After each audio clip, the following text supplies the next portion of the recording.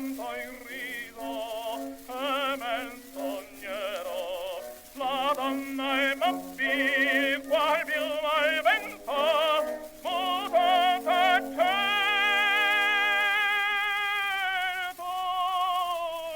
e di pensier, e di pensier.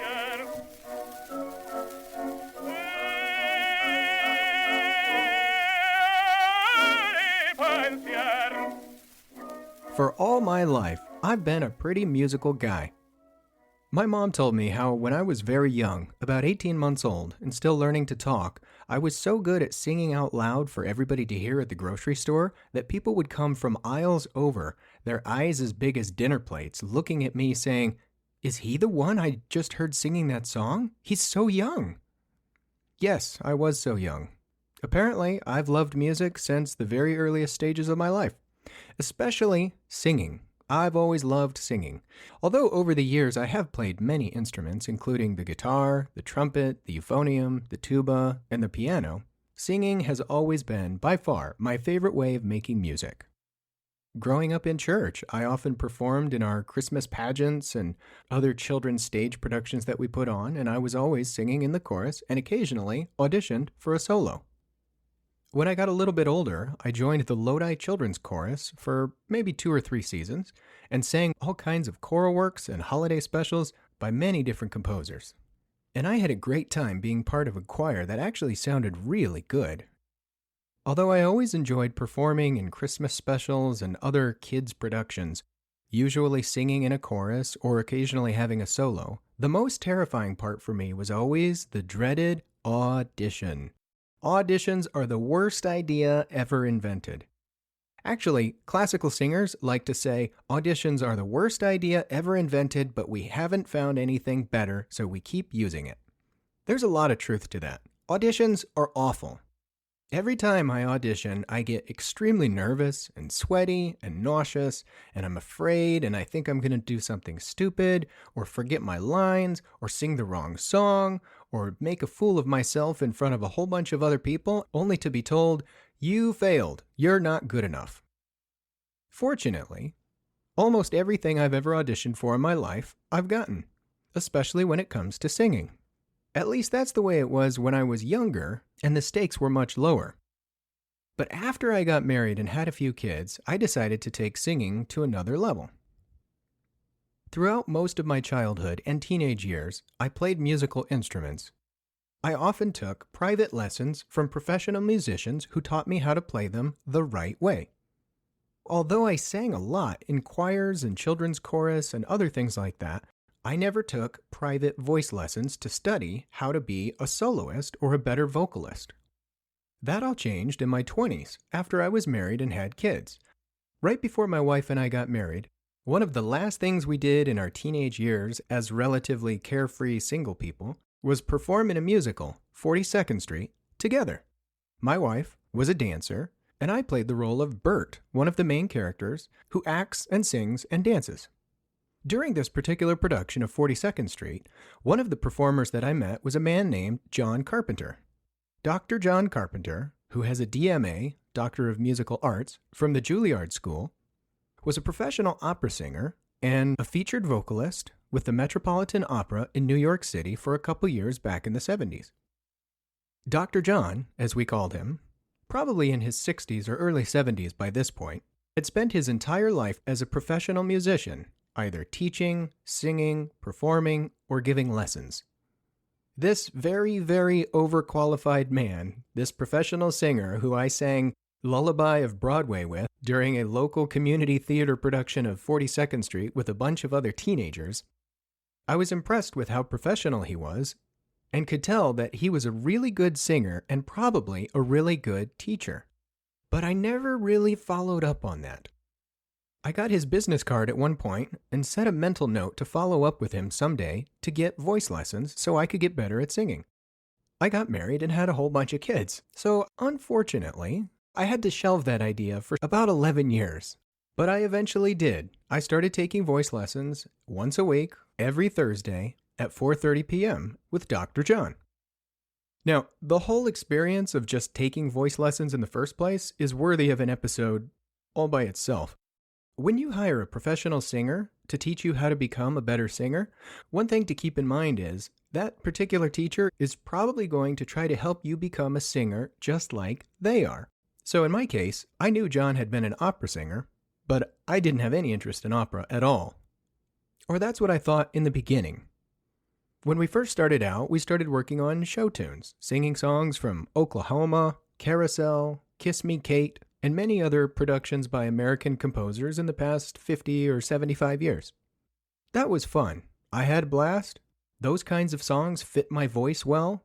The repertoire for a tenor like me is huge, so there's a massive selection of music to choose from, and I had already heard most of these songs. That is, until a couple weeks in, when, seemingly out of the blue, John asked me, "Have you ever sung in Italian? How about we try that for a while?" I thought, well, that's kind of weird. I don't know Italian, and I've never sung in a foreign language before, but okay, why not? He started playing the introductory notes to a song that sounded very beautiful and vaguely familiar, but I couldn't put my finger on where I had ever heard it before.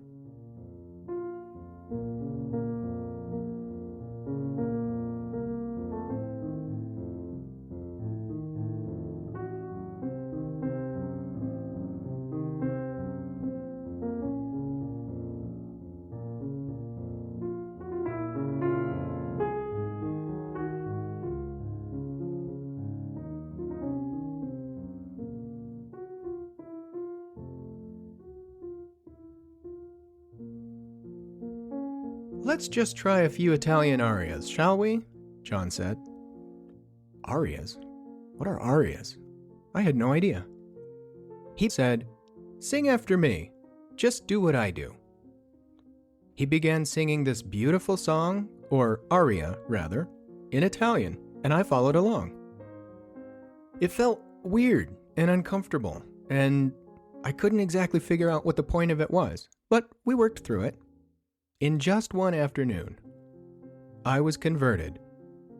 I had walked into his studio asking him to help me sing more like Frank Sinatra and Tony Bennett, and in the span of one afternoon, I walked out of his studio thinking, wow, there's a whole world of music that I've never even heard that's so beautiful that I must learn, and I can't wait to sing. Okay, so there's a long, boring interlude here between that very first day when I awkwardly fumbled my way through Una furtiva lagrima to about 2 years later when, after having spent a significant amount of time learning Italian songs, arias, and even signing up for Italian language classes, one afternoon, Dr. John asked me, "Hey, why don't we sign you up for the Met Audition?" Huh? What's the Met Audition? I'd never heard of this before. Of course, I knew about the Metropolitan Opera in New York City, where he had sung professionally years previously. But what did that have to do with me? I lived in Colorado Springs. New York City is very, very far from here. And I've only been singing this kind of music for the past 2 years. What on earth is he talking about the Met for? Here's a quick side note for those who may not know. The Metropolitan Opera in New York City, frequently called the Met, is America's oldest, largest, and most well-funded opera company. Many people, both classical singers and concert-goers, would agree that the Met is not only the top opera house and opera company in America, but also the entire world. Many people who self-admittedly don't know anything about opera at all are actually fairly familiar with it because most productions that they would have seen on TV or maybe heard on the radio were likely performed at the Met. Even people who don't like opera at least know about Luciano Pavarotti, who was one of the featured tenors, who spent many years there on staff, who really gained international fame not in his home country of Italy, but when singing for the Metropolitan Opera in America. All right, end of historical note. So again, what does the Met Opera have to do with me, a lifelong musician, sure, but always an amateur, and a total newbie when it comes to singing classical music?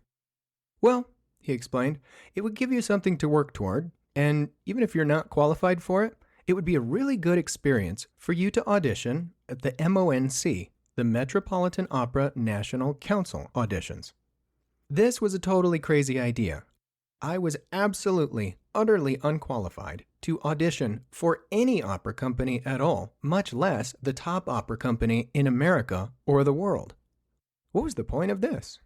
I saw his reasoning, though, and I thought, I certainly didn't sign up for these lessons to do anything absolutely crazy like audition for the Met, but why not? Here I am, learning from somebody who himself auditioned for the Met and succeeded and spent years in New York City singing at the Met, so who better to coach me through the process?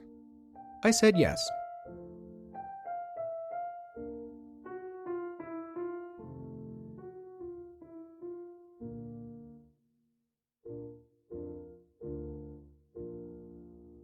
I won't bore you with all the details about how long it took and what the complicated process was, and applying on the internet and filling out the application and creating an artist bio and sending in my headshot or any of that stuff. Suffice it to say, there is a very standardized operating procedure when it comes to auditioning for an opera company, no matter who you are, what language you speak, where you live, or what opera company you're auditioning for.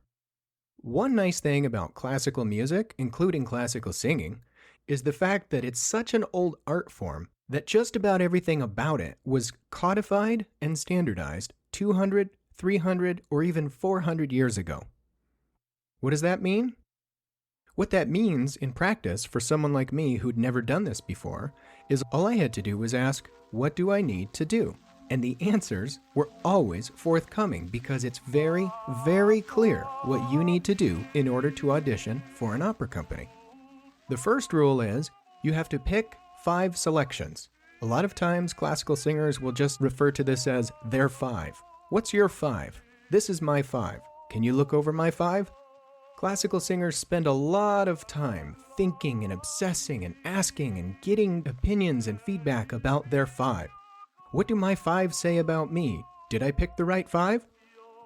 You pick 5 musical selections. In the case of opera, almost always operatic arias or excerpts from arias, ideally from different composers and different operatic styles that showcase the depth and breadth of your voice. You pick 5 selections and you show up to the audition, and typically you will only sing 2 of those selections, and you start out by performing the first one, and then the judges or the adjudicators at your audition will decide if they want to hear a second one, and if so, they will request it. So you spend weeks and months studying to get your 5 selections down perfectly. You should be able to sing them forward, backward. You should know them with your eyes closed. You should be able to perform them for nobody, or yourself, or your friends, or your family, or an auditorium filled with 5,000 people. No matter the circumstance, you should know your 5 like the gospel. Now, you might think, okay, learn 5 songs? How hard can that be? Let me tell you, it's pretty darn hard, for a couple reasons. First of all, as I mentioned, you are usually, but not always, singing in a foreign language that's not your first tongue. In my case, I'm an American. I speak English. But when I picked my 5 selections, none of them were in English. 3 of them were in Italian and 2 were in German. So that's one challenge. The second reason why this is so hard is you have to be able to start and stop either at the beginning or the middle or the end or anywhere in between. For example, if you get up on a stage and you're auditioning for an opera company, you might sing an entire aria or selection, and then the judges will say, "Would you please sing the second verse over again?" And you have to remember how to start and end on the second verse without accidentally starting at the beginning. This is much, much harder than it sounds. The third thing that makes it so difficult is that you have to have cuts. If there's anything opera is known for, it's very, very long. The songs are very long. The arias are very long. The acts are long. The movements are long. It takes a long time to get to an intermission. Most operas are in fact 2 hours, 3 hours, or even 4 hours long. It's a lengthy art form. So what's the problem? Well, when you're auditioning for an opera company and you only have 5 selections, you cannot choose 5 selections that are 8 minutes each. You have to select cuts. Usually your cuts have a particular length, and usually the opera company will tell you what they want to hear from you. Choose 5 selections that are between 30 seconds and 90 seconds or something like that. But the point is, you typically don't perform an entire work from start to finish. That means you have to cut down lengthy productions into shorter pieces. So let's say you pick an 8-minute aria from Donizetti's Lucia di Lammermoor. You got to choose the best 30 to 90 seconds from that, and you have to specifically memorize that part and only that part. You can't get confused about where you are. This is very difficult and very confusing. So, as I said, I won't bore you with how hard it is to actually work through the 5 selections. Let's just say I put a lot of work and sweat and tears into months of preparing for the Metropolitan Opera audition that I was absolutely, completely unqualified for and was certain that I would not get selected. Now, as I said, I've auditioned for things in the past. Small solos during Christmas pageants, duets for the children's chorus, but nothing like this, and I had absolutely no idea what to expect because A, I was not an opera singer. B, I had never even attended an opera. C, I had never been to an opera audition. And D, I had never sung in a foreign language before. So here's what happened when I auditioned for the Metropolitan Opera National Council in Denver, Colorado. The day of the audition, we packed up all our kids, which meant we loaded up our van with 5 kids in 5 car seats and drove from Colorado Springs to Denver early on a Saturday morning. My wife dropped me off right in front of the opera house, and I said goodbye to all the kids. The kids wished me luck, and I walked in the door, completely unsure of my fate. It was totally bizarre being in an opera house that I had never been to before, and now I was going to be on the stage. There were some people in the audience, but not a ton. Opera auditions are typically open to the public, and I think they usually charge some nominal fee, $10 or $20 to attend. But the people who are in attendance know that they're watching an audition. It's not a polished performance, and that's okay. So typically that means it's either retired opera singers, or friends or family members of the people auditioning, or just insane opera geeks who can't get enough, who not only like to see performances, but watch the sausage as it's being made. I checked in at the registration table and got my paperwork. I saw my name and a picture of my face on a board in the lobby. That was a total trip. And I headed backstage to go warm up. As I opened the door to go backstage, I couldn't believe my ears at the sounds spilling out all around me. It sounded like I had walked into a bird cage.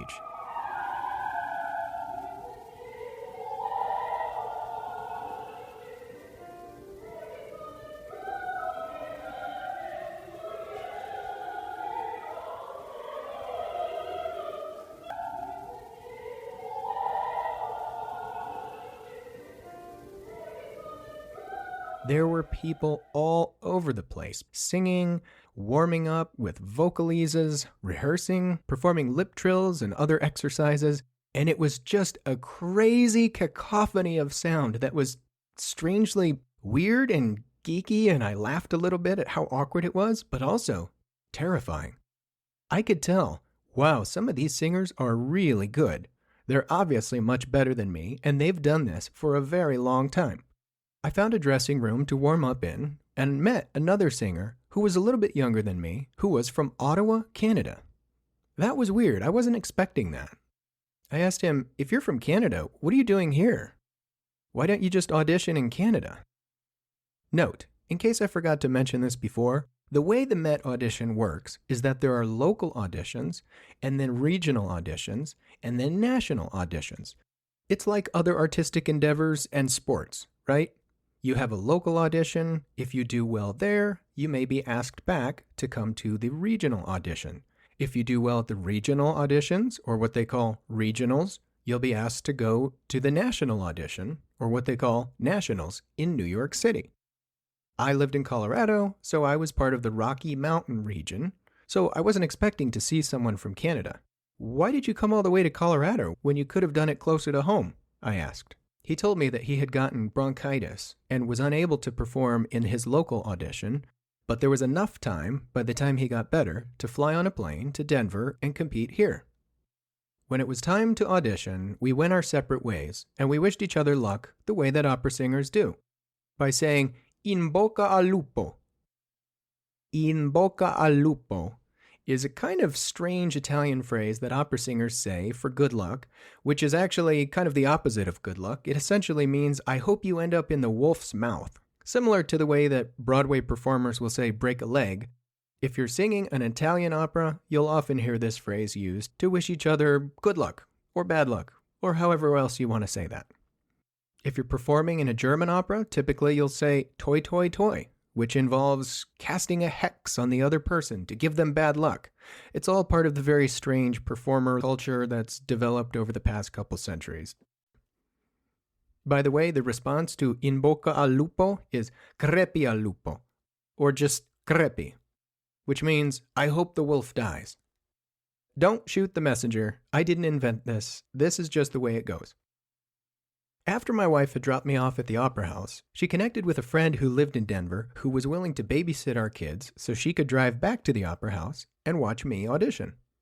That was really nice of her friend, and I appreciated that, but it was also nerve-wracking because it meant not only did I have to sing to a room full of people, my wife was going to be in the audience too, and for some reason that made me even more nervous.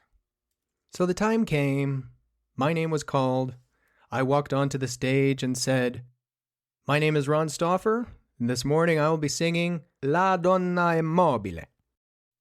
Now this tune is very, very well known, even for many people who have never attended an opera and hate opera, because it's fun to sing and it's hilarious. This is a little ditty from Rigoletto, an opera by Giuseppe Verdi. La Donna Immobile, Woman is Fickle, is a tune sung by the Duke of Mantua. It's short, it's sweet, it's to the point, and it's funny. La donna è mobile, qual piuma al vento, muta da tempo. Literally translated, it goes something like, "Woman is flighty, like a feather in the wind. She changes in voice and in thought. Always a lovely, pretty face, in tears or in laughter. Always miserable is he who trusts her, he who confides in her, his unwary heart. Yet one never feels fully happy who, from that bosom, does not drink love. Woman is flighty, like a feather in the wind. She changes her words and her thoughts." It's a silly song, sung by a bad guy, by the way, and it's one of the most famous arias ever sung by tenors. It has a beautiful, long, high note that's very exciting to sing, and it's exciting to listen to. The pianist began poking out those initial notes.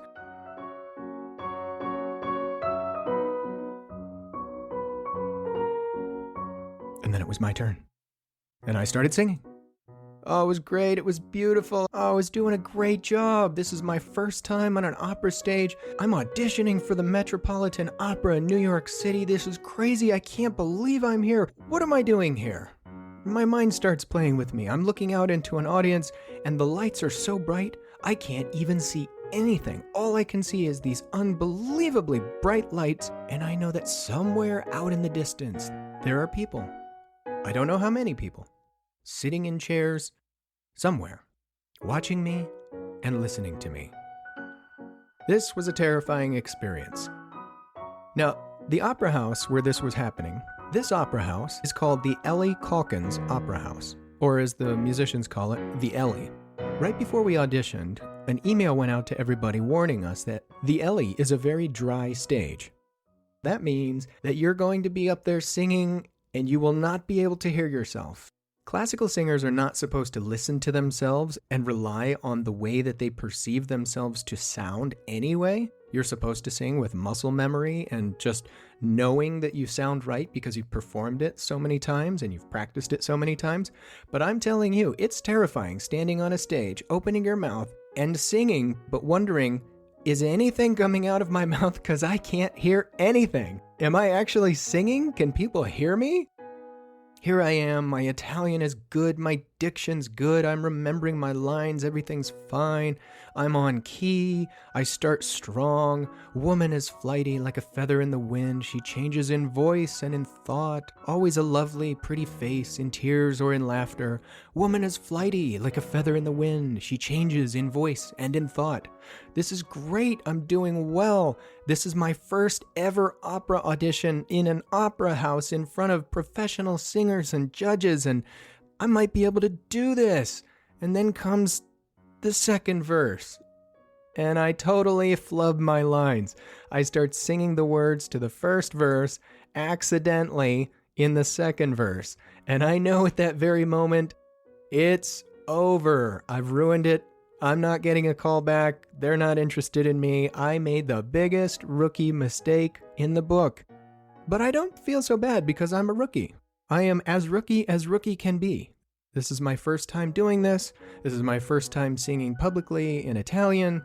This is my first time on an opera stage.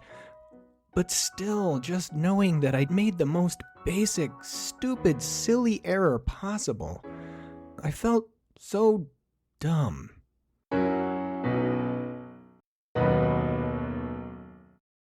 Like Lucy on the Charlie Brown Christmas special that I saw many, many years ago, where she works for weeks and months to memorize her lines as Gabriel the Angel in a nativity scene for the Christmas pageant. She has one line, "Hark." On and on she goes, asking people, friends and family, "Would you help me learn my lines?" And she hands them a piece of paper and then says, "Hark. Did I get it right?" "Yes, you got it right." But the punchline of the episode is that by the time she actually gets on stage, dressed as an angel in full costume, and the musicians are there, and there are people in the audience, she stands up and instead of saying hark, says hockey stick. That was me. I felt like I had gotten up on stage after weeks and weeks of practicing hark, hark, hark. And when the rubber meets the road, I stood up and said, hockey stick. That was really embarrassing. I felt so stupid. The good news is, I wasn't booed off the stage, and I wasn't asked not to sing a second selection. That is the most embarrassing thing that can happen to a classical singer who's auditioning for an opera company.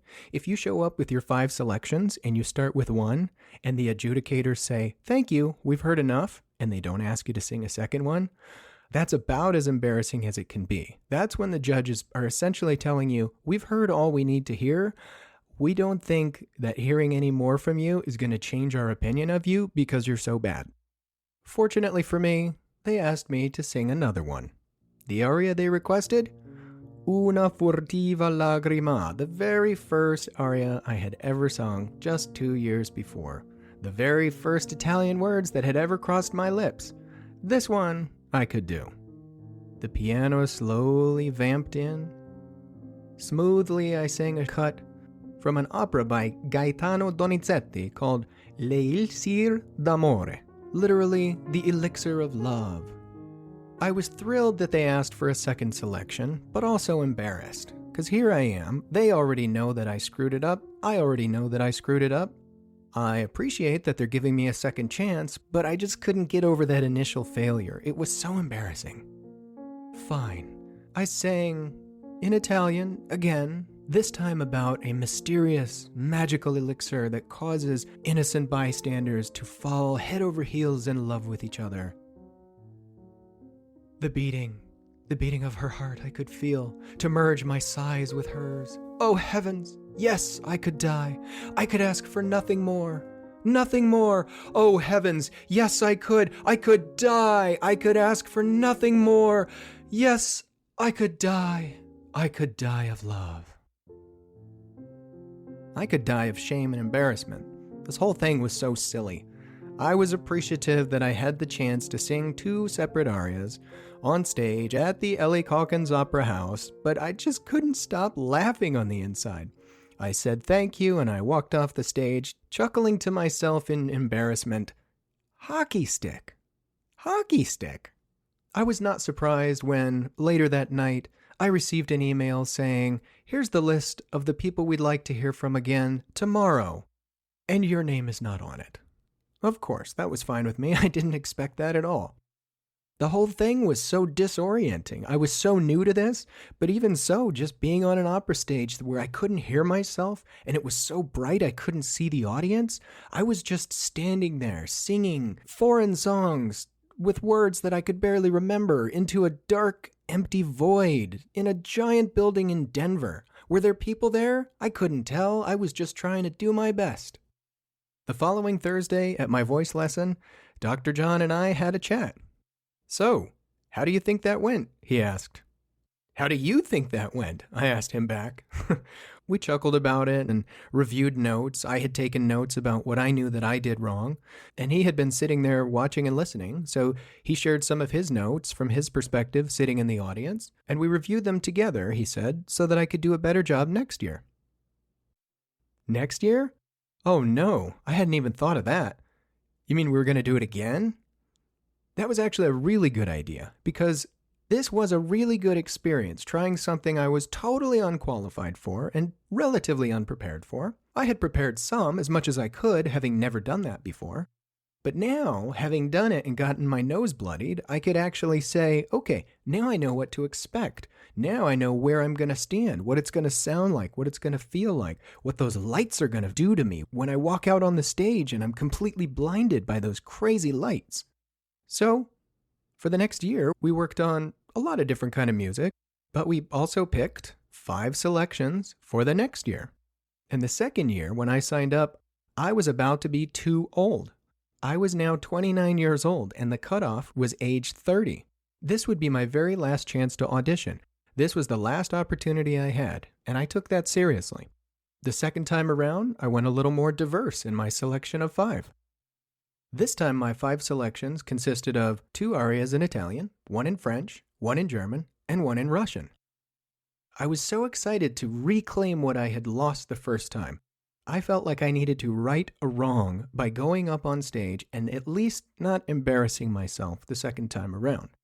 So I was pretty miffed when I found out that this time the auditions were moving all the way across town. We would be performing at a completely different venue, the Newman Center for the Performing Arts at DU, or the University of Denver.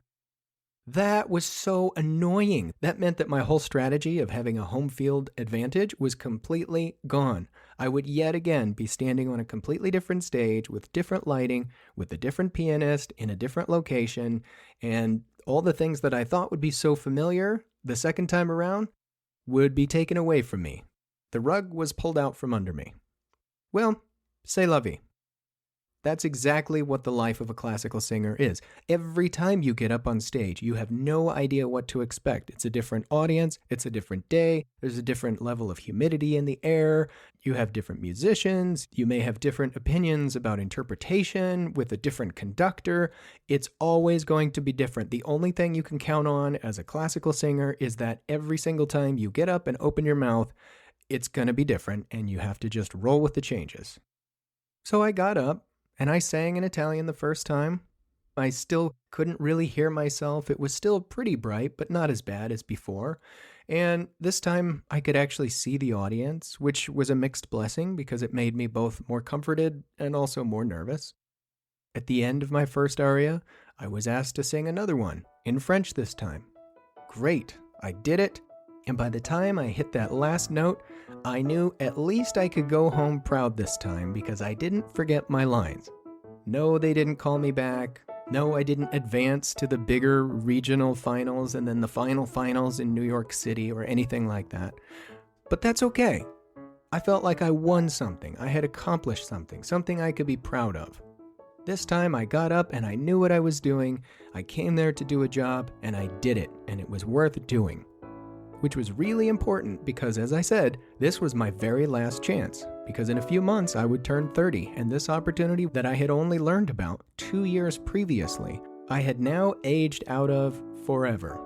So it was a bittersweet moment finding something I was excited about and interested in just when I became disqualified for it.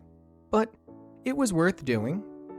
In one sense, I can look at this and say, I auditioned for the Metropolitan Opera twice and failed. Twice. And that's true. That's exactly what happened. But in another sense, I can also say, I got to audition for the Metropolitan Opera twice And I had an instructor and a coach who was my advocate and who was there to help me the whole way. It was his idea in the beginning that I even try for something big, and I did it, and it was worth doing. I got to prove to myself a couple things, trying and failing twice at the audition for the biggest, most prestigious, most well-funded opera company in America and likely the entire world. Number 1, sometimes it's good to scare yourself. The first time that I heard about this audition opportunity, I thought, that's ridiculous. Why would I do that?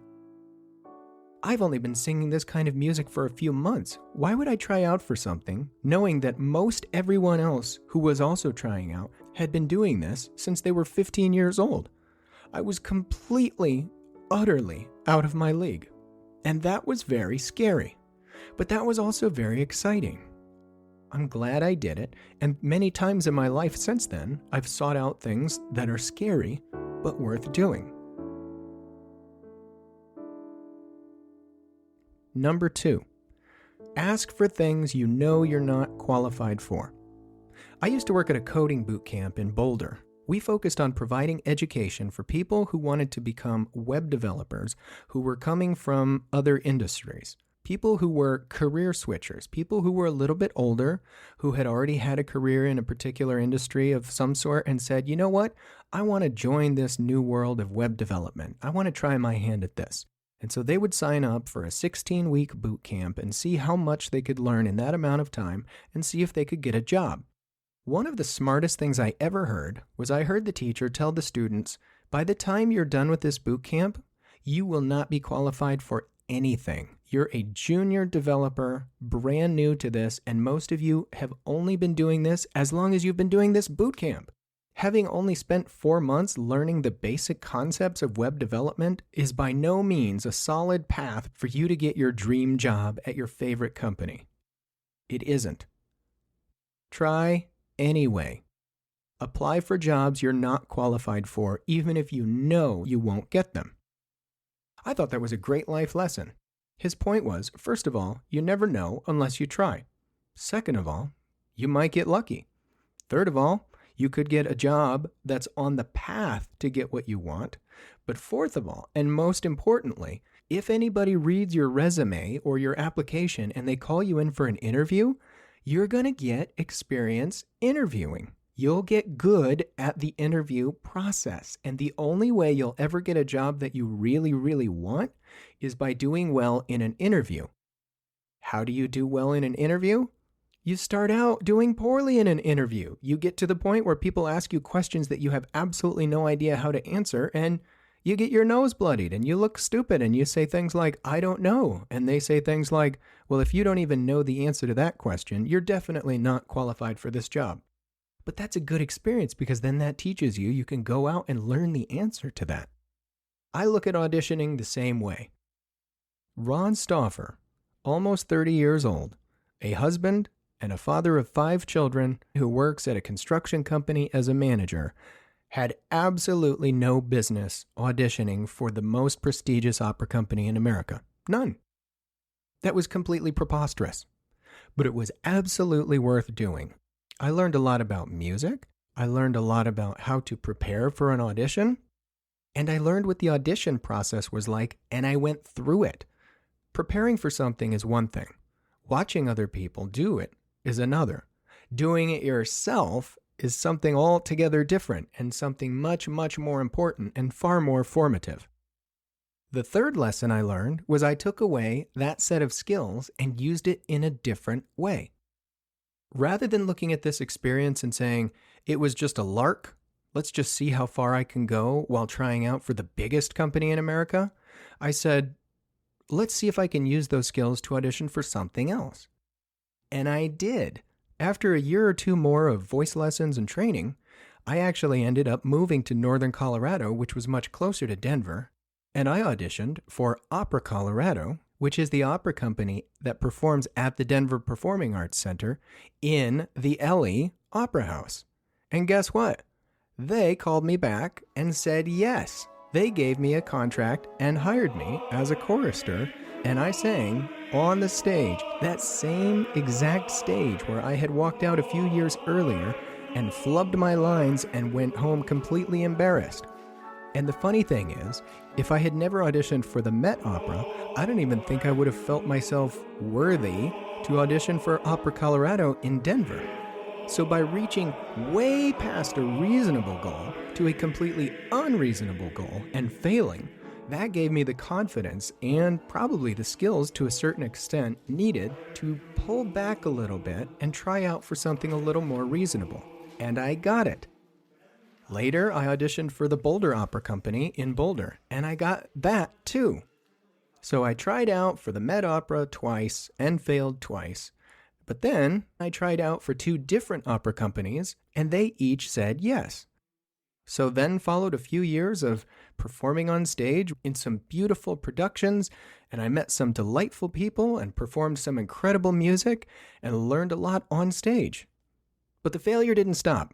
I failed a couple more times, including when I thought, you know what, I like singing so much, I might want to go back to school, and I auditioned at CU Boulder for their opera program and was rejected for that. Later, I competed in the Denver Lyric Opera Guild singing competition, and I failed that too. Life as a classical singer is full of failure. I like to say that opera singers wake up in the morning and they eat failure for breakfast.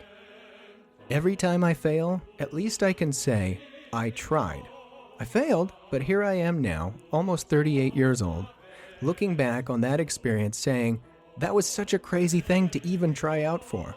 I had no business being there, but I would totally do it again. It was a great experience, and I recommend that other people do the same.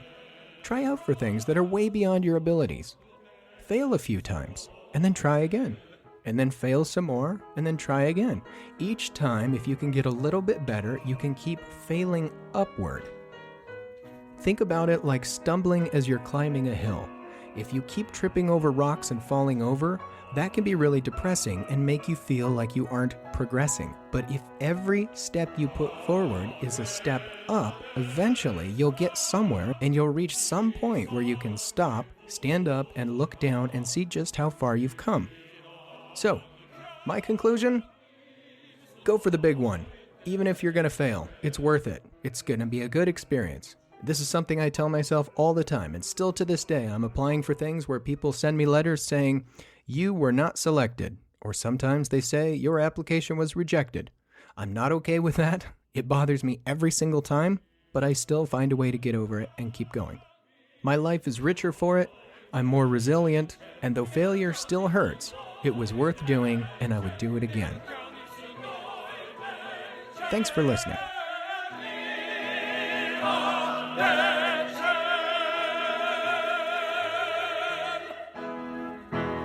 Awesome. Have a lovely weekend. See you on Monday. Thank you. You are welcome. Appreciate it.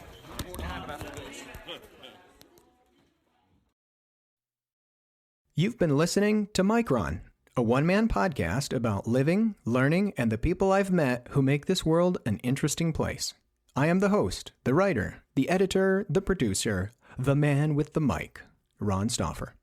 Micron is recorded right here in my office, located in the scorching heat of the Sonoran Desert in Arizona. If you liked this episode of Micron, share it with a friend. Even better, leave a rating or review on your favorite podcast platform. To view photographs, read episode transcripts, or find resources mentioned in the show, visit micronpodcast.com.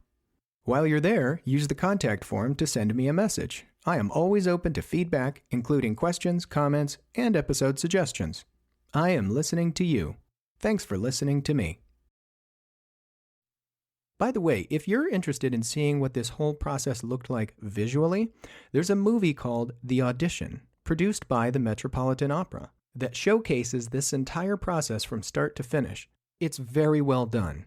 It's a little bit triggering for someone like me who's tried and failed to watch that whole process all over again. I still get the jitters and I feel nervous and sick to my stomach when the music starts and the singer starts singing and you can look out and see the judges writing notes on their paper, and I start to feel for the singer and I know what that feeling is like, thinking, what did he write? But it's a very well done documentary that takes you behind the scenes during a national council audition where thousands of hopefuls compete for a cash prize. the chance to sing on the Met stage, and the opportunity to launch a major operatic career. If you have any interest in auditions or opera or just learning about how this whole process works, I highly recommend it. It's thrilling, exciting, a little bit sad, and most of all, very real. I appreciate just how well it's done. I watch it every 2 or 3 years, and as I see the performers in the green room getting ready to walk out on the stage, miserable with fear, I can still feel that sense of dread in my own stomach. But I love it. I highly recommend it. And if you ever see it, let me know what you think of it. Thanks for listening. Hockey stick. Hockey stick?